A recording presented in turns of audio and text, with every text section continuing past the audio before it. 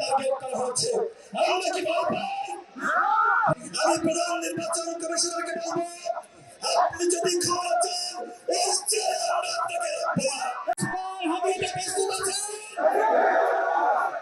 এই শহীদ মিনার থেকে শেখ হাসিনার পতনের দাবি, এই শহীদ মিনার থেকে আমরা শপথ দিয়েছিলাম বাংলার মধ্যে আওয়ামী লীগের রাজনীতি করতে পারবে না।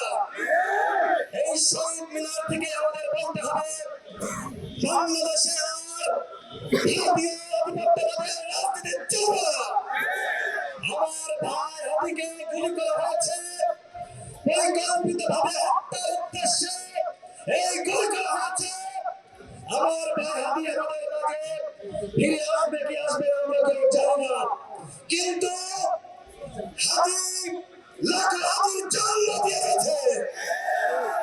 আমরা প্রস্তুত রয়েছি ওই ভারতীয় দালালদেরকে, যারা বাংলাদেশকে জিম্মি করতে চায়, যারা বাংলাদেশকে একটি গলদ রাজ্য বানাতে চায়। এই বাংলাদেশ আর কখনোই ভারতের দাদাগিরি মানবে না।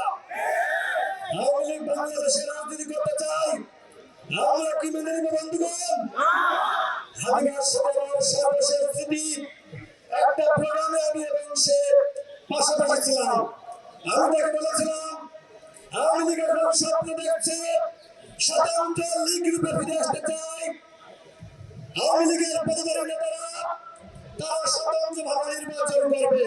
তিনি আমাকে বলেছিলেন এই বিষয়ে আমাদের সবাইকে একসাথে কাজ করতে হবে। বন্ধুগণ, বাংলাদেশে আওয়ামী লীগ রাজনীতি করুক, অন্তর্বর্তীকালীন সরকার তাদেরকে সুযোগ দিক, নির্বাচন কমিশন তাদেরকে সুযোগ দিক। আপনারা কি মানবেন? এই বাংলার মাটিতে আওয়ামী লীগের রাজনীতি আর চলবে না। আমি নির্বাচনে আওয়ামী লীগ অংশ নিতে পারবে না।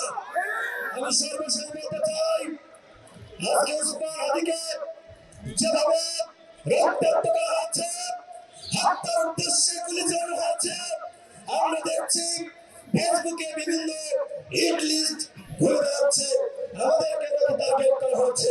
আমরা কি বলবো? রাজপথে আন্দোলন শুরু করতে হবে ওই আওয়ামী লীগের প্রেতাত্মাদের বিরুদ্ধে। আজকে সারা বাংলাদেশে দেখছি বিভিন্ন জায়গায় আওয়ামী লীগের জায়গা করার জন্য টেলিভিশন টকশোতে ঝটিকা মিছিল। আওয়ামী লীগের উদ্দেশ্যে বলতে চাই, যদি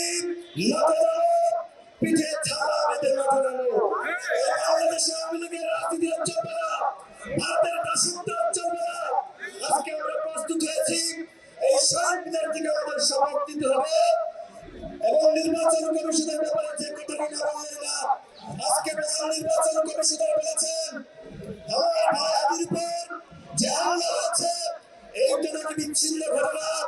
আমি প্রধান নির্বাচন কমিশনারকে বলবো, আপনি যদি ক্ষমা চান